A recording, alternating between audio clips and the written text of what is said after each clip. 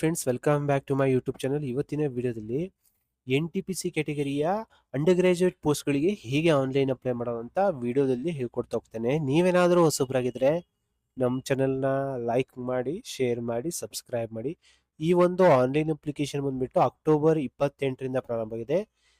ಈ ಒಂದು closing date ಬಂದ್ಬಿಟ್ಟು 27/11/2025 ಒಳಗಡೆ ನೀವು ಆನ್ಲೈನ್ ಅಪ್ಲಿಕೇಶನ್ನ ಸಲ್ಲಿಸಬೇಕಾಗತ್ತೆ. ಇಲ್ಲಿ ಈ ಥರ ಹೋಮ್ ಪೇಜ್ನ ಓಪನ್ ಮಾಡಿದಾಗ ಈ ಥರ ತೋರಿಸ್ತಾ ಹೋಗುತ್ತೆ. ಇಲ್ಲಿ ನೋಡ್ರಿ, ಇಲ್ಲಿ non technical popular categories under graduate post ಅಂತ ಬಂದರೆ ಇಲ್ಲಿ ಡಿಗ್ರಿಗಿಂತ ಏನು ಕೆಳಗೆ ಓದಿರ್ತಾರೆ ಅಂದರೆ 12th ಪಾಸ್ ಆದವರು ಈ ಪೋಸ್ಟ್ಗಳಿಗೆ ಅಪ್ಲೈ ಮಾಡ್ಬೋದು. ಇಲ್ಲಿ ಅಪ್ಲೈ ಅಂತ ಇದೆ, ಇದ್ರ ಮೇಲೆ ಕ್ಲಿಕ್ ಮಾಡಿ. ನೀವು ಇಲ್ಲಿ ಲಾಗಿನ್ ವಿತ್ ಆಧಾರ್ ಅಂತಿದೆ. ನೀವು ರಿಜಿಸ್ಟ್ರೇಷನ್ ಏನಾದರೂ ಮಾಡಿದಿದ್ರೆ ಇಲ್ಲಿ ಲಾಗಿನ್ ವಿತ್ ಆಧಾರ್ ಅಂತ ಕ್ಲಿಕ್ ಮಾಡಬೇಕಾಗತ್ತೆ. ಇಲ್ಲಿ does not have an account ಅಂತಂದರೆ ಇಲ್ಲಿ ಕ್ರಿಯೇಟ್, ನೀವೇನಾದರೂ ಅಕೌಂಟ್ ಇಲ್ಲ ಅಂತಂದರೆ ಇಲ್ಲಿ ಫಸ್ಟ್ ಟೈಮ್ ಅಪ್ಲೈ ಮಾಡಿಸಿದ್ರೆ ಕ್ರಿಯೇಟ್ ಎನ್ ಅಕೌಂಟ್ ಅಂತ ಇದ್ರ ಮೇಲೆ ಕ್ಲಿಕ್ ಮಾಡಬೇಕಾಗತ್ತೆ. ಇಲ್ಲಿ ನೋಡ್ರಿ, ಒಂದು ಪಾಪಪ್ ಬರ್ತಿದೆ, candidates who have already created an account for any CN issued by RRB in 2025 or 2024 or 25 are not required to register again. They should log in using the same name and password ಅಂತ ಬರ್ತಿದೆ. ಇಲ್ಲಿ ನೀವು 2024-25 ಏನೋ registration ಮಾಡಿದರೆ ನೀವೇನೆಲ್ಲ just ಡೈರೆಕ್ಟಾಗಿ ಹೋಗಿ login user ನೀವು password ಹಾಕಿ login ಮಾಡ್ಬೋದು. ಇಲ್ಲಿ ಓಕೆ ಅಂತ ಕೊಡ್ತೀನಿ. ಫಸ್ಟ್ ಟೈಮ್ ರಿಜಿಸ್ಟ್ರೇಷನ್ ಮಾಡೋದ್ರಿಂದ ಇಲ್ಲಿ ಕಂಟ್ರಿ ಆಫ್ ನ್ಯಾಷನಾಲಿಟಿನ ಇಂಡಿಯಾ ಅಂತ ಸೆಲೆಕ್ಟ್ ಮಾಡಬೇಕಾಗತ್ತೆ. ಇಲ್ಲಿ ಫುಲ್ ನೇಮ್, ನಿಮ್ಮ SSLC ಮಾರ್ಕ್ಸ್ ಕಾರ್ಡ್ ಪ್ರಕಾರ ಫುಲ್ ನೇಮ್ನ ಟೈಪ್ ಮಾಡಬೇಕಾಗುತ್ತೆ. ಇಲ್ಲೂ ಮತ್ತೊಂದು ಸತಿ ಫುಲ್ ನೇಮ್ನ ಟೈಪ್ ಮಾಡಬೇಕಾಗುತ್ತೆ SSLC ಮಾರ್ಕ್ಸ್ ಕಾರ್ಡ್ ಪ್ರಕಾರ. ಇಲ್ಲಿ ನೀವೇನಾದರೂ ನೇಮ್ ಚೇಂಜ್ ಮಾಡಿದ್ದಲ್ಲಿ ಎಸ್ ಅಂತ ಕೊಡಬೇಕಾಗತ್ತೆ. ಇಲ್ಲಿ ಅಂಡರ್ಸ್ಟ್ಯಾಂಡ್, ಇಲ್ಲಿ ನೋಡ್ರಿ, ಅಪ್ಲಿಕೆಂಟ್ ನೀವೇನೋ ಚೇಂಜ್ ಮಾಡಿದ್ರೆ ಗ್ಯಾಜೆಟ್ ನೋಟಿಫಿಕೇಶನ್ ಇರಬೇಕಾಗತ್ತೆ. ನಿಮಗೆ ಡಾಕ್ಯುಮೆಂಟ್ಸ್ನ ವೆರಿಫಿಕೇಶನ್ ಟೈಮಲ್ಲಿ ಕೊಡಬೇಕಾಗತ್ತೆ. ಇಲ್ಲಿ ಐ ಅಂಡರ್ಸ್ಟ್ಯಾಂಡ್ ಆ್ಯಂಡ್ ಅಗ್ರಿ ಕೊಡ್ತೀನಿ. ಇಲ್ಲಿ ನಾವು ಯಾವುದೇ ಥರದ ನೇಮ್ ಚೇಂಜ್ ಮಾಡಿಲ್ಲ, ಹಾಗಾಗಿ ನೋ ಅಂತ ಕೊಡ್ತೇನೆ. ಇಲ್ಲಿ date of birth SSLC marks card ಪ್ರಕಾರ ಟೈಪ್ ಮಾಡ್ರಿ ಅಂತ ಹೇಳ್ತಿದ್ದಾರೆ. ಇಲ್ಲಿ ಇಲ್ಲೊಂದ್ಸತಿ 2 ಸತಿ ಡೇಟ್ ಆಫ್ ಬರ್ತ್ನ ಟೈಪ್ ಮಾಡಬೇಕಾಗತ್ತೆ. ಇಲ್ಲಿ ಜೆಂಡರ್ನ ಸೆಲೆಕ್ಟ್ ಮಾಡಬೇಕು, ಮೇಲ್ ಆಫ್ ಫಿಮೇಲ್ ಅಂತಂದು. ಇಲ್ಲಿ ಮತ್ತೊಂದು ಸತಿ ಮೇಲ್ ಆಫ್ ಫಿಮೇಲ್ ಅಂತ ಸೆಲೆಕ್ಟ್ ಮಾಡಬೇಕಾಗತ್ತೆ. Father's name SSLC marks card ಪ್ರಕಾರ 2 ಸಲ ಇಲ್ಲೊಂದು ಸತಿ ಕರೆಕ್ಟಾಗಿ ಟೈಪ್ ಮಾಡಬೇಕು SSLC ಮಾರ್ಕ್ಸ್ ಕಾರ್ಡ್ ಪ್ರಕಾರ. ಮದರ್ಸ್ ನೇಮ್ನು ಇಲ್ಲೂ 2 ಸತಿ ಟೈಪ್ ಮಾಡಬೇಕಾಗತ್ತೆ. ಇಲ್ಲಿ ಇಮೇಲ್ ID ನ ಹಾಕಬೇಕಾಗತ್ತೆ. ಜನರೇಟ್ ಇಮೇಲ್ ID OTP ಅಂತ ಕೊಟ್ಟರೆ ನಿಮ್ಮ ಇಮೇಲಿಗೆ ಒಂದು OTP ಬರುತ್ತೆ, ಅಲ್ಲಿಗೆ ನಿಮ್ಮ ಇಮೇಲ್ ವೆರಿಫೈ ಆಗ್ತಾ ಹೋಗುತ್ತೆ. ಇಲ್ಲಿ ಮೊಬೈಲ್ ನಂಬರ್ ಹಾಕಬೇಕಾಗುತ್ತೆ. ಜನರೇಟ್ ಮೊಬೈಲ್ OTP ಅಂತ ಕೊಟ್ಟರೆ ಇಲ್ಲಿ ನಿಮ್ಮ ಮೊಬೈಲಿಗೆ ಒಂದು OTP ಬರುತ್ತೆ, ಆ OTPನ ಹಾಕಿದರೆ ನಿಮ್ಮ ಮೊಬೈಲ್ ನಂಬರ್ ವೆರಿಫಿಕೇಶನ್ ಆಗುತ್ತೆ. ಇಲ್ಲಿ verification through DigiLocker verification through, ಇಲ್ಲಿ ವೆರಿಫಿಕೇಶನ್ ಥ್ರೂ ಆಧಾರ್ ಕಾರ್ಡ್ ಅಂತ ಸೆಲೆಕ್ಟ್ ಮಾಡಿ ನಿಮ್ಮ ಆಧಾರ್ ನಂಬರ್ ಹಾಕಿ OTP ಬರುತ್ತೆ. ಆ OTPನ ಹಾಕಿದ್ರೆ ನಿಮ್ಮ ಆಧಾರ್ ಪ್ರಕಾರ ನಿಮ್ಮ ಏನಂತಂದ್ರೆ ವೆರಿಫಿಕೇಶನ್ ಆಗ್ತಾ ಹೋಗುತ್ತೆ. ಇಲ್ಲಿ ಆ ಪಾಸ್ವರ್ಡ್ ಅಲ್ಫಾನ್ಯೂಮರಿಕ್ ಪಾಸ್ವರ್ಡ್ನ ಇಲ್ಲೊಂದ್ಸಲ 2 ಸತಿ ಅಲ್ಫಾನ್ಯೂಮರಿಕ್ ಪಾಸ್ವರ್ಡ್ನ ಟೈಪ್ ಮಾಡಬೇಕಾಗತ್ತೆ, ಸೇಮ್ ಪಾಸ್ವರ್ಡ್ನ. ಇಲ್ಲಿ ಕ್ಯಾಪ್ಚಾನ ಇಲ್ಲಿ ಕ್ಲಿಕ್ ಮಾಡಿ I am not a robot ಅಂತ ಕ್ಲಿಕ್ ಮಾಡಿ preview and create an account ಅಂತ ಕೊಟ್ಟರೆ ನೀವು ಎಲ್ಲ ತುಂಬಿರ್ತಕ್ಕಂಥ ಫೀಲ್ಡ್ಸ್ನ ಪ್ರಿವ್ಯೂ ಬರ್ತಾ ಹೋಗುತ್ತೆ. ಅದನ್ನೆಲ್ಲ ನೋಡಿ ಕ್ರಿಯೇಟ್ ಅಕೌಂಟ್ ಅಂತ ಕೊಟ್ಟರೆ ನಿಮ್ಗೇನಂತಂದರೆ RRBಯಲ್ಲಿ ರಿಜಿಸ್ಟ್ರೇಷನ್ ಪ್ರೋಸೆಸ್ ಮುಗಿತಾ ಬರುತ್ತೆ. ಇಲ್ಲಿ ನೀವು ಮತ್ತೆ ಬ್ಯಾಕ್ ಬಂದು ಇಲ್ಲಿ ಲಾಗಿನ್ ವಿತ್ ಆಧಾರ್ ಅಂತ ಇದೆ. ಇದ್ರ ಮೇಲೆ ಕ್ಲಿಕ್ ಮಾಡಬೇಕಾಗತ್ತೆ. ನಿಮ್ಮ ಆಧಾರ್ಗೆ ಲಿಂಕ್ ಆಗಿರ್ತಕ್ಕಂಥ ಮೊಬೈಲ್ ನಂಬರ್ನ ಹಾಕಬೇಕಾಗತ್ತೆ. ಇಲ್ಲಿ ಚೆಕ್ ಬಾಕ್ಸ್ ಮೇಲೆ ಟಿಕ್ ಮಾಡಬೇಕಾಗತ್ತೆ. ಇಲ್ಲಿ ಜನರೇಟ್ ಆಧಾರ್ OTP ಅಂತ ಕೊಟ್ಟರೆ ನಿಮ್ಮ ಆಧಾರ್ ಲಿಂಕ್ ಆಗಿರ್ತಕ್ಕಂಥ ಮೊಬೈಲ್ ನಂಬರ್ಗೆ ಒಂದು OTP ಬರುತ್ತೆ. ಆ OTPನ ಹಾಕಿ I am not a robot ಅಂತ ಕ್ಲಿಕ್ ಮಾಡಿ ಲಾಗಿನ್ ಕ್ಲಿಕ್ ಮಾಡಬೇಕು. ಇಲ್ಲಿ ಏನಂತಂದ್ರೆ ನೀವು ಲಾಗಿನ್ ಆಗ್ತಾ ಹೋಗ್ತೀರಾ. ಇಲ್ಲಿ ಲಾಗಿನ್ ಆದಾಗ ಈ ಥರ ಇಂಟರ್ಫೇಸ್ ತೋರಿಸ್ತಾ ಹೋಗುತ್ತೆ ನಿಮಗೆ. ಇಲ್ಲಿ ಸ್ಕ್ರಾಲ್ ಮಾಡ್ಕೊಂಡು ಬಂದರೆ ಇಲ್ಲಿ ನೀವು ನಮ್ಮ ಈ ಒಂದು ನಾನ್ ಟೆಕ್ನಿಕಲ್ ಪಾಪ್ಯುಲರ್ ಕ್ಯಾಟಗರೀಸ್ ಬಂದ್ಬಿಟ್ಟು ಅಂಡರ್ ಗ್ರಾಜುಯೇಟ್ ಪೋಸ್ಟ್ಗಳಿಗೆ ನೀವು ಎಲ್ಲ ರೀಜನಲ್ ಲ್ಯಾಂಗ್ವೇಜಸ್ಗಳಲ್ಲೂ ನೀವು ಎಕ್ಸಾಮ್ನ ಬರಿಬೋದು, ಹಾಗೆ ಕನ್ನಡದಲ್ಲೂ ಎಕ್ಸಾಮ್ ಬರಿಬೋದು ನೀವು. ಇಲ್ಲಿ ಆನ್ಲೈನ್ ಅಪ್ಲಿಕೇಶನ್ ಅಂತಿದೆ, ಇದ್ರ ಮೇಲೆ ಕ್ಲಿಕ್ ಮಾಡಿ. ನೀವು ಇಲ್ಲಿ ಕ್ಲಿಕ್ ಮಾಡಿದಾಗ ಇಲ್ಲಿ ನೋಡ್ರಿ, ಈ ಥರ 2 ಬರ್ತಾ ಹೋಗುತ್ತೆ. Non technical popular categories under graduate post ಅಂತ ಬರುತ್ತೆ, ಇಲ್ಲಿ ಗ್ರಾಜುಯೇಟ್ ಪೋಸ್ಟ್ ಅಂತ ಬರುತ್ತೆ. ಇಲ್ಲಿ ನೀವು ಅಂಡರ್ ಗ್ರಾಜುಯೇಟ್ ಪೋಸ್ಟ್ಗಳಿಗೆ ಅಪ್ಲೈ ಮಾಡೋದ್ರಿಂದ ಇಲ್ಲಿ ನೋಡ್ಕೋಬೋದು ಓಪನಿಂಗ್ ಡೇಟು ಕ್ಲೋಸಿಂಗ್ ಡೇಟ್ ಗೊತ್ತಿದೆ ನಿಮಗೆ. ಇಲ್ಲಿ 18ರಿಂದ 30 ವರ್ಷದೊಳಗಡೆ ಇದ್ದರೆ ಅಪ್ಲೈ ಮಾಡ್ಬೋದು. 30ರಿಂದ 33 3 ವರ್ಷ ಏಜ್ ರಿಲ್ಯಾಕ್ಸೇಷನ್ OBC ಕ್ಯಾಟಗರಿಗೆ ಇರುತ್ತೆ. ಅದೇ ಥರ SC ST ಬಂದರೆ 5 ವರ್ಷ ಏಜ್ ರಿಲ್ಯಾಕ್ಸೇಷನ್. PWD ಕ್ಯಾಂಡಿಡೇಟ್ಸ್ಗೆ 10 ವರ್ಷ ಈ ಥರ ಎಲ್ಲ ಏಜ್ ರಿಲ್ಯಾಕ್ಸೇಷನ್ ಇರುತ್ತೆ. ಇಲ್ಲಿ ನೀವು ಒಂದು ಯಾವ ಒಂದು RRBನ ಅಪ್ಲೈ ಮಾಡ್ತಿದ್ದೀರಾ ಅಂತಂದು ಇಲ್ಲಿ ಸೆಲೆಕ್ಟ್ ಮಾಡಬೇಕಾಗುತ್ತೆ. ಇಲ್ಲಿ ನಾನು ಬೆಂಗಳೂರು RRBಯಲ್ಲಿ ಸೆಲೆಕ್ಟ್ ಮಾಡಿದೆ. ನೀವು ನೋಟಿಫಿಕೇಶನ್ ನೋಡಿಕೊಂಡ್ರೆ ನಿಮ್ಗೆ ಗೊತ್ತಾಗ್ತಾ ಹೋಗುತ್ತೆ ಯಾವೊಂದು RRBಯಲ್ಲಿ ಎಷ್ಟು ಪೋಸ್ಟ್ಗಳಿದಾವೆ ಅಂತಂದು. ಇಲ್ಲಿ I am not currently debarred by RRBRC. I here by confirm that I have read and understood the CN ಅಂತಿದೆ. ಇದನ್ನ ಕ್ಲಿಕ್ ಮಾಡಿ ಇಲ್ಲಿ ನೆಕ್ಸ್ಟ್ ಕೊಡ್ಬೇಕಾಗುತ್ತೆ. ಇಲ್ಲಿ ನೆಕ್ಸ್ಟ್ ಕೊಟ್ಟಾಗ ಇಲ್ಲಿ ನೋಡ್ರಿ, ನೀವೇನಾದ್ರೂ ನೀವೇನಾದ್ರೂ ರಿಜಿಸ್ಟ್ರೇಷನ್ ಪ್ರೊಸೆಸ್ ಮಾಡಿದ್ರೆ ಇಲ್ಲೆಲ್ಲ ಡೀಟೇಲ್ಸ್ ಎಲ್ಲ ಆಟೋಮೆಟಿಕ್ ಆಗಿ ಫೆಚ್ ಅಪ್ ಆಗ್ತಾ ಹೋಗುತ್ತೆ. ಈ ನಿಮ್ಮ ಕಂಟ್ರಿ ಆಫ್ ನ್ಯಾಷನಾಲಿಟಿ ಆಟೋಮೆಟಿಕ್ ಆಗಿ ರಿಜಿಸ್ಟ್ರೇಷನ್ ಮಾಡಬೇಕಾದ್ರೆ ಏನು ತುಂಬಿರ್ತಿರಲ್ಲ ಅವೆಲ್ಲ ಇಲ್ಲಿ ಡೇಟ್ ಆಫ್ ಬರ್ತು, ಏಜ್ ಏನು, ಏನು ಹೆಸರು, ಒಂದು ತಂದೆ ಹೆಸರು, ತಾಯಿ ಹೆಸರು, ಚೇಂಜ್ ಮಾಡಿದ್ರೆ ಚೇಂಜ್ಡ್ ನೇಮು, ಮೇಲು, gender, email address, mobile number, marital status, married ಇದ್ರೆ ಮ್ಯಾರಿಡ್ ಅಂತ ತುಂಬ್ರಿ, ಅನ್ಮ್ಯಾರಿಡ್ ಇದ್ರೆ ಅನ್ಮ್ಯಾರಿಡ್ ತುಂಬಿ. ಇಲ್ಲಿ ರಿಲಿಜನ್ ಒಂದು ಯಾವುದು ಅಂತ ಇಲ್ಲಿ ತುಂಬಬೇಕಾಗತ್ತೆ. ಮದರ್ ಟಂಗ್ ಯಾವುದು ಅಂತ ನಿಮ್ಮದು ತುಂಬಬೇಕಾಗತ್ತೆ. ಅದೇ ಥರ ಯಾವ ಒಂದು ಲ್ಯಾಂಗ್ವೇಜಲ್ಲಿ ಇಂಗ್ಲೀಷ್ ಎಕ್ಸಾಮ್ನ ಬರೀತೀರಾ, ಇಂಗ್ಲೀಷಲ್ಲಿ ಬರೀತೀರಾ ಅಥವಾ ಕನ್ನಡದಲ್ಲಿ ಬರೀತೀರಾ, ಈ ಎರಡು ನೀವು ಯಾವ ಲ್ಯಾಂಗ್ವೇಜಲ್ಲಿದ್ರೂ ಬರೀಬೋದು. ಇಲ್ಲ ನಾನು ಇಂಗ್ಲೀಷ್ ಸೆಲೆಕ್ಟ್ ಮಾಡ್ತೇನೆ. ಇಲ್ಲಿ permanent visible marks of identification ಅಂತಿದೆ.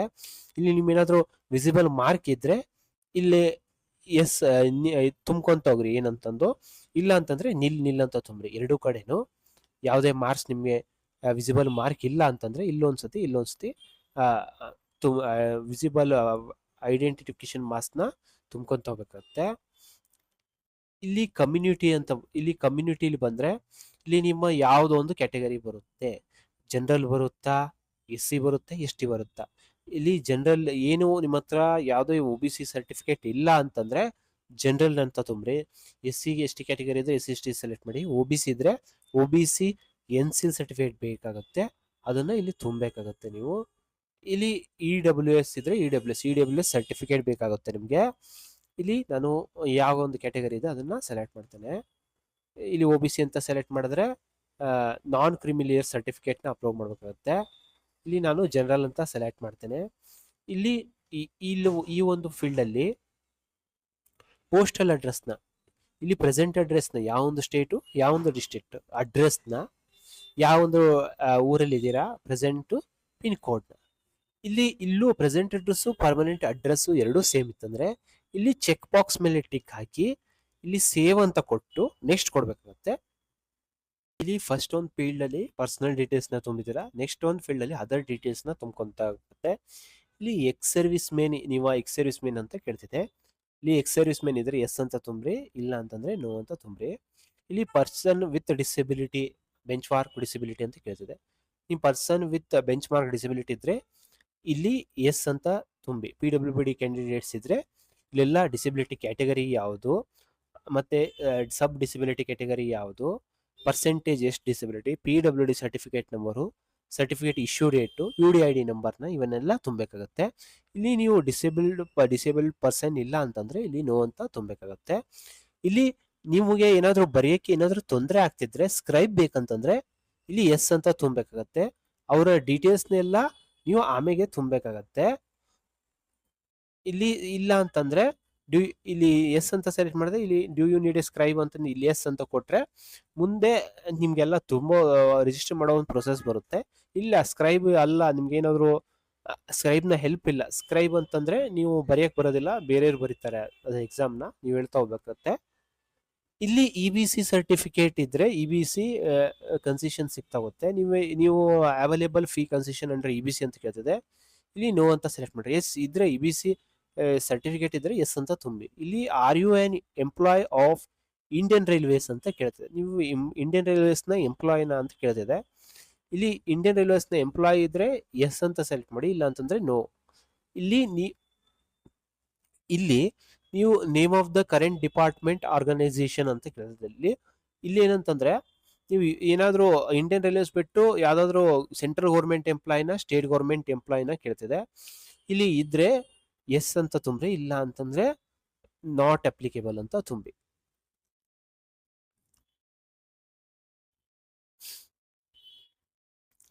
ಇಲ್ಲಿ ಏನಂತಂದ್ರೆ ಈ ಒಂದು last bank details for refund of, ನಾನು ಹೇಳ್ದಂಗೆ ನೀವೇನಾದ್ರೂ CBT 1 ಎಕ್ಸಾಮಿಗೆ ಅಪಿಯರ್ ಆದ್ರಂತಂದ್ರೆ ನಿಮ್ಗೆ ಏನಂತಂದ್ರೆ ಅಮೌಂಟು ರಿಫಂಡ್ ಆಗ್ತಾ ಹೋಗುತ್ತೆ. ಹಾಗಾಗಿ ಏನಂತಂದ್ರೆ ನಿಮ್ಮ account holder name, bank account number, bank account number ಮತ್ತೊಂದ್ಸತಿ, IFSC ಕೋಡ್ ಒಂದ್ಸತಿ, ಬ್ಯಾಂಕ್ನ ನೇಮು, ಬ್ಯಾಂಕ್ನ ಅಡ್ರೆಸ್, ಇಲ್ಲಿ ಏನು ಎಲ್ಲ ಕರೆಕ್ಟ್ ಆಗಿದೆನೋ ಇಲ್ಲ ಅಂತ ತುಂಬಿ ಇಲ್ಲಿ IFSC ಕೋಡ್ನ ಹಾಕಿ ಕನ್ಫರ್ಮ್ ಮಾಡ್ಬೇಕಂತೆ. ಇಲ್ಲೆಲ್ಲ ಅಡ್ರೆಸ್ ಎಲ್ಲ ಆಟೋಮೆಟಿಕ್ ಆಗಿ ಬ್ಯಾಂಕ್ ನೇಮ್ ಯಾವುದು, ಅಡ್ರೆಸ್ ಯಾವುದು ಅಂತ ಇಲ್ಲಿ ಬರ್ತಾ ಹೋಗುತ್ತೆ.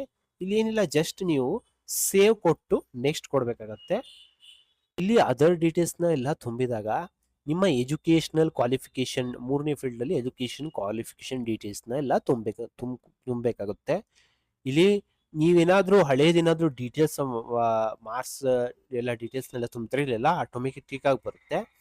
ಇಲ್ಲಿ ನೀವು ಇಲ್ಲ ಅಂತಂದ್ರೂ ನೀವು ಹೊಸದಾಗಿ ಆ್ಯಡ್ ಮಾಡತ್ತಿದ್ರೆ ಇಲ್ಲಿ ಕ್ವಾಲಿಫಿಕೇಶನ್, ನಾನು ಹೇಳ್ದಂಗೆ ಇದಕ್ಕೆ 12th ಮೇಲೆ ಅಪ್ಲೈ ಮಾಡೋದು. ಹಾಗಾಗಿ 12th ಅಲ್ಲಿ ಏನಂದ್ರೆ ಮಿನಿಮಮ್ 50% ಆಗಿರ್ಬೇಕಾಗತ್ತೆ. ಜನರಲ್ ಅವ್ರಿಗೆ 50%ಗಿಂತ ಮೇಲಾಗಿರ್ಬೇಕಾಗತ್ತೆ. SC/ST ಕರೆಕ್ಟ್ 50% ಇದ್ರು ಅಪ್ಲೈ ಮಾಡ್ಬೋದು. ಇಲ್ಲಿ 12th plus stage or its equivalent ಅಂತ ಇದೆಯಲ್ಲ, ಇದ್ರ ಮೇಲೆ ಕ್ಲಿಕ್ ಮಾಡ್ಬೇಕಾಗತ್ತೆ. ಇಲ್ಲಿ ಕ್ಲಿಕ್ ಮಾಡಿದಾಗ ನೀವು ಯಾವ ಡಿಸಿಪ್ಲಿನಲ್ಲಿ ಮಾಡಿದ್ದೀರಾ ಅಂತಂದು ಇಲ್ಲಿ ಸೆಲೆಕ್ಟ್ ಮಾಡಬೇಕಾಗತ್ತೆ. ಯಾವ ಒಂದು ಸ್ಟೇಟಲ್ಲಿ ಓದಿದ್ದೀರಾ ಅದನ್ನ ಸೆಲೆಕ್ಟ್ ಮಾಡಬೇಕಾಗುತ್ತೆ. ಡಿಸ್ಟ್ರಿಕ್ಟ್ನ ಯಾವುದು, ಇಲ್ಲಿ ಸ್ಟೇಟ್ನ ಸೆಲೆಕ್ಟ್ ಮಾಡಿದ್ರೆ ನೀವು ಇಲ್ಲಿ ಡಿಸ್ಟ್ರಿಕ್ಟ್ನ ಯಾವೊಂದು ಡಿಸ್ಟ್ರಿಕ್ಟಲ್ಲಿ ಓದಿದ್ದೀರಾ ಅಂತಂದು ಅದನ್ನೆಲ್ಲ ತುಂಬಬೇಕಾಗತ್ತೆ. ಈ ಯಾವ ಒಂದು ಇದರಲ್ಲಿ ತುಂಬಿದ್ದೀರಾ ಅದನ್ನ ತುಂಬಬೇಕಾಗತ್ತೆ. ಇಲ್ಲಿ ಬೋರ್ಡ್ ಯಾವುದು, ಯಾವ ಒಂದು ಬೋರ್ಡು, KCB ಬೋರ್ಡ್ ಇದ್ರೆ ಡೇಟ್ ಆಫ್ ಪಾಸಿಂಗ್ ಯಾವಾಗ, ಪರ್ಸೆಂಟೇಜ್ ಎಷ್ಟು ನಿಮಗೆ. ನಾನು ಹೇಳ್ದಂಗೆ ಇಲ್ಲಿ ಇಂಗ್ಲೀಷ್, ಹಿಂದಿ ಟೈಪಿಂಗ್ ಪ್ರೊಫಿಷಿಯನ್ಸಿ ಬೇಕಾಗುತ್ತೆ ನಿಮಗೆ. ಇಂಗ್ಲೀಷ್ ಅಥವಾ ಹಿಂದಿ, ಕೆಲವೊಂದು ಪೋಸ್ಟ್ಗಳಿಗೆ ಇಂಗ್ಲೀಷ್ ಹಿಂದಿ ಟೈಪಿಂಗ್ ಕಂಪಲ್ಸರಿ. ಕೆಲವೊಂದು ಪೋಸ್ಟ್ಗಳಿಗೆ ಯಾವುದೇ ಥರದ ಇಂಗ್ಲೀಷ್ ಅಥವಾ ಹಿಂದಿ ಟೈಪಿಂಗ್ ಬೇಕಾಗಿಲ್ಲ. ಇಲ್ಲಿ ಇದು ನಿಮ್ಗೆ ಗೊತ್ತಿದ್ರೆ ಎಸ್ ಅಂತ ಸೆಲೆಕ್ಟ್ ಮಾಡಿರಿ. ನೀವು ಟೈಪಿಂಗ್ ಗೊತ್ತಿದ್ರೆ ಎಸ್ ಅಂತ, ಅದೆಲ್ಲ ಪೋಸ್ಟ್ ಎಲ್ಲ ಸಾರ್ಟ್ ಆಗ್ತಾ ಹೋಗುತ್ತೆ. ಇಲ್ಲ ಅಂತಂದ್ರೆ ಪೋಸ್ಟ್ ನೋ ಅಂತ ಸೆಲೆಕ್ಟ್ ಮಾಡಿದ್ರು ಪೋಸ್ಟ್ ಎಲ್ಲ ಸಾರ್ಟ್ ಔಟ್ ಆಗ್ತಾ ಹೋಗುತ್ತೆ. ಇಲ್ಲಿ ನೋ ಅಂತ ಸೆಲೆಕ್ಟ್ ಮಾಡಿ ಇಲ್ಲಿ ಆ್ಯಡ್ ಅಂತ ಕೊಟ್ಟರೆ ಇಲ್ಲಿ ನಿಮ್ಮ ಡಿಗ್ರಿ ನೀವೇನು ಕ್ವಾಲಿಫಿಕೇಶನ್ ಇದೆ ಇಲ್ಲೆಲ್ಲ ಆ್ಯಡ್ ಆಗ್ತಾ ಹೋಗುತ್ತೆ. ಜಸ್ಟ್ ಏನಿಲ್ಲ ನೆಕ್ಸ್ಟ್ ಕೊಡ್ಕೊಂತ ಹೋಗ್ಬೇಕಾಗತ್ತೆ. ನೀವು ಪರ್ಸನಲ್ ಡೀಟೇಲ್ಸ್ನ ತುಂಬಿದ್ದೀರಾ, ಅದರ್ ಡೀಟೇಲ್ಸ್ನ, ಎಜುಕೇಶನ್ ಕ್ವಾಲಿಫಿಕೇಶನ್ ತುಂಬಿದ್ದೀರಾ. ಇಲ್ಲಿ ಈಗ 4th ಸ್ಟೆಪ್ ಅಲ್ಲಿ ಏನಂತಂದ್ರೆ ಪ್ರೊಫೈಲ್ ಡಾಕ್ಯುಮೆಂಟ್ಸ್ನ ಅಪ್ಲೋಡ್ ಮಾಡೋದು. ಇಲ್ಲಿ ಏನಂತಂದ್ರೆ ನಿಮಗೆ ಇಲ್ಲಿ ಫೋಟೋನ ಲೈವ್ ಆಗಿ ಅಪ್ಲೋಡ್ ಮಾಡ್ಬೇಕಾಗತ್ತೆ. ಇಲ್ಲಿ ಯಾವ ರೀತಿ ಅಪ್ಲೋಡ್ ಮಾಡ್ಬೇಕಂತ ಇಲ್ಲಿ ಕೊಟ್ಟಿದ್ದಾರೆ. ನೀವು ಡಾರ್ಕ್ ಬಟ್ಟೆ, ವೈಟ್ ಕ್ಲೋತ್ ಬಿಟ್ಟು ಡಾರ್ಕ್ ಬಟ್ಟೆನ ಹಾಕೊಂಡು ಏನಂತಂದ್ರೆ ವೈಟ್ ಬ್ಯಾಕ್ ಗ್ರೌಂಡ್ ಇರಬೇಕಾಗತ್ತೆ ನಿಮ್ಮ ಹಿಂದೆ.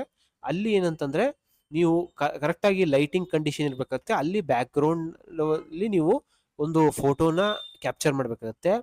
ಇಲ್ಲಿ ನೀವು ಯಾವ ರೀತಿ ಕ್ಯಾಪ್ಚರ್ ಮಾಡ್ಬೋದು ಅಂತ ಬಂದ್ರೆ ನಿಮಗೆ ಇಲ್ಲಿ ನೀವು ಯಾವ ರೀತಿ ಅಂತ ಕೊಟ್ಟಿದ್ದಾರೆ. ಇಲ್ಲಿ ನೀವು ಫ್ರಂಟ್ ಕ್ಯಾಮ್ರಾನ ಡೈರೆಕ್ಟಾಗಿ ಮೊಬೈಲ್ ಎದುರುಗಡೆ ನೋಡಿ ನೀವು ಕರೆಕ್ಟಾಗಿ ನೋಡ್ತಿರ್ಬೇಕಾಗತ್ತೆ. ಇಲ್ಲ ಅಂತಂದ್ರೆ ನಿಮ್ಮ PC-ಗೆ ವೆಬ್ ಕ್ಯಾಮ್ರಾ ಇತ್ತಂದ್ರೆ ವೈಟ್ ಬ್ಯಾಕ್ ಗ್ರೌಂಡ್ ಇರಬೇಕಾಗತ್ತೆ. ಅಲ್ಲಿ ತಗೊಂಡ್ರೆ ನೀವು ಕ್ಯಾಪ್ಚರ್ ಮಾಡಿದ್ರೆ ಆದ್ರೆ ಮಾತ್ರ ನಿಮ್ಮ ಫೋಟೋ ಕ್ಯಾಪ್ಚರ್ ಆಗ್ತಾ ಹೋಗುತ್ತೆ. ನಿಮ್ಮ ಫೇಸ್ನ ಒಂದು ಕ್ಲಿಯರ್ ಆಗಿರ್ಬೇಕಾಗತ್ತೆ. ಬಹಳ ದೂರನೇ ಇರಬಾರ್ದು, ಬಹಳ ಹತ್ರನೇ ಇರಬಾರ್ದು.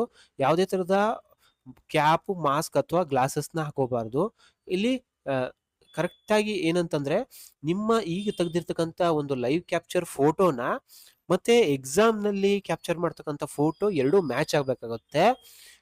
ಇಲ್ಲಿ ಯಾವುದೇ ತರದ ಇಲ್ಲಿ ನೀವೇನಾದ್ರೂ ಬೇರೆ ಬೇರೆ ತರ ಫೋಟೋ ತೆಗೆದ್ರೆ ಏನಂತಂದ್ರೆ ನಿಮ್ಮ ಅಪ್ಲಿಕೇಶನ್ ರಿಜೆಕ್ಟ್ ಆಗ್ತಾ ಹೋಗುತ್ತೆ.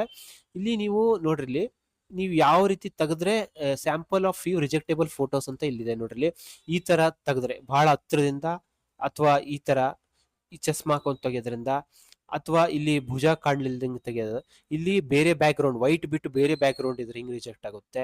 ಇಲ್ಲಿ ನೋಡ್ರಿ, ವೈಟ್ ಶರ್ಟ್ ಹಾಕೊಂಡು ಸ್ಪೆಕ್ಟ್ ಮೇಲೆ ಈ ತರ ಫೋಟೋಸ್ಗಳೆಲ್ಲ ಇದ್ರೆ ಇಲ್ಲಿ ನೋಡ್ರಿ ಡೈರೆಕ್ಟ್ ಆಗಿ ಮುಂದೆ ಸ್ವಲ್ಪ ಬಹಳ ಮುಂದೆ ದೂರನೂ ಅಲ್ಲ ಬಹಳ ಹತ್ರನೂ ಈ ತರ ತೆಗೆದ್ರೆ ನಿಮ್ಮ ಫೋಟೋ ಅಪ್ರೂವ್ ಆಗ್ತಾ ಹೋಗುತ್ತೆ. ಇಲ್ಲಿ ನೆಕ್ಸ್ಟ್ ಬಂದ್ಬಿಟ್ಟು ಇಲ್ಲಿ ನೀವು ಲೈವ್ ಇಮೇಜ್ ನ ಕ್ಯಾಪ್ಚರ್ ಮಾಡೋದಂದ್ರೆ ನಿಮ್ಮ ಕಂಪ್ಯೂಟರ್ಗೆ ಲೈವ್ ವೆಬ್ ಕ್ಯಾಮ್ರಾ ಇತ್ತಂದ್ರೆ ಡೈರೆಕ್ಟ್ ಆಗಿ ಕ್ಯಾಪ್ಚರ್ ಮಾಡ್ಬೋದು. ಇಲ್ಲ ಅಂತಂದ್ರೆ ನೀವೇನ್ ಮಾಡ್ಬೇಕಂತಂದ್ರೆ ನೀವು ಆನ್ಲೈನ್ ಅಲ್ಲಿ ಅಪ್ಲೈ ಎಲ್ಲ ತುಂಬಿದಾಗ ಮತ್ತೆ ಮೊಬೈಲ್ ಒಳಗಡೆ ಲಾಗಿನ್ ಆಗಿ ವೈಟ್ ಬ್ಯಾಕ್ ಗ್ರೌಂಡ್ ನಿಮ್ಮ ವೈಟ್ ಹಿಂದ್ಗಡೆ ಏನಾದ್ರು ಬೇಕಾದ್ರೂ ವೈಟ್ ಬಟ್ಟೆನ ಕಟ್ಕೊಂಡು ನೀವು ಫೋಟೋನ ಕ್ಯಾಪ್ಚರ್ ಮಾಡ್ಬೋದು. ಇಲ್ಲಿ ಈ ಸಿಗ್ನೇಚರ್ ನ ಇಮೇಜ್ ಸ್ಪೆಸಿಫಿಕೇಶನ್ ಹೇಗಿರ್ಬೇಕಂತ 60 ಪಿಕ್ಸೆಲ್ಲು ಹೈಟು, ಬ್ರೆಡ್ ಎಷ್ಟಿರ್ಬೇಕು 140 ಪಿಕ್ಸೆಲ್ ಅಂತ ಇಲ್ಲಿ ಕೊಟ್ಟಿದ್ದಾರೆ. ಇಲ್ಲಿ 50 ಇಂದ 20 ಒಳಗಡೆ ಇರಬೇಕಾಗುತ್ತೆ. ಸಿಗ್ನೇಚರ್ ರನ್ನಿಂಗ್ ಲೆಟರ್ಸ್ ಅಲ್ಲಿ ಇರಬೇಕಾಗುತ್ತೆ, ಯಾವುದೇ ತರದ ಕ್ಯಾಪಿಟಲ್ ಲೆಟರ್ಸ್ ಅಲ್ಲಿ ಇರಬಾರ್ದು. JPG ಅಥವಾ JPG ಫಾರ್ಮೆಟ್ ಅಲ್ಲಿ ಇರಬೇಕಾಗುತ್ತೆ. ಈ ಪಿಕ್ಸೆಲ್ಸ್ ನ ಕೊಟ್ಟಿದ್ದಾರೆ ಇಲ್ಲಿ, ಈ ಪಿಕ್ಸೆಲ್ಸ್ ನಲ್ಲೇ ಇರಬೇಕಾಗುತ್ತೆ, ಹಾಗಾದ್ರೆ ಮಾತ್ರ ಅಪ್ಲೋಡ್ ಆಗುತ್ತೆ. ಇಲ್ಲಿ 30 KB ಇಂದ 50 KB ಒಳಗಡೆ ಇರಬೇಕಾಗುತ್ತೆ. ನಿಮ್ದೇ ಸೈನ್ ನ ಅಪ್ಲೋಡ್ ಮಾಡಿರ್ಬೇಕಾಗತ್ತೆ. ನೀವು ಏನಾದ್ರು ಗಡಬಡಿಯಲ್ಲಿ ಬೇರೆ ಸಿಗ್ನೇಚರ್ ನ ಅಪ್ಲೋಡ್ ಮಾಡಿದ್ರೆ ರಿಜೆಕ್ಟ್ ಆಗ್ತಾ ಹೋಗುತ್ತೆ. ಇಲ್ಲಿ ಚೆಕ್ ಬಾಕ್ಸ್ ಮೇಲೆ ಟಿಕ್ ಹಾಕಿ ಇಲ್ಲಿ ಸೇವ್ ಕೊಟ್ಟು ನೆಕ್ಸ್ಟ್ ಕೊಡ್ಬೇಕಾಗುತ್ತೆ. ನೀವು ನಿಮ್ಮ ಫೋಟೋ ಮತ್ತೆ ಸಿಗ್ನೇಚರ್ ನ ಅಪ್ಲೋಡ್ ಮಾಡಿದಾಗ ನೆಕ್ಸ್ಟ್ ಒಂದು ಫೀಲ್ಡ್ ಅಲ್ಲಿ ಏನಂತಂದ್ರೆ ಪ್ರಿಫರೆನ್ಸ್ ನ ಸೆಲೆಕ್ಟ್ ಮಾಡ್ಬೇಕಾಗುತ್ತೆ.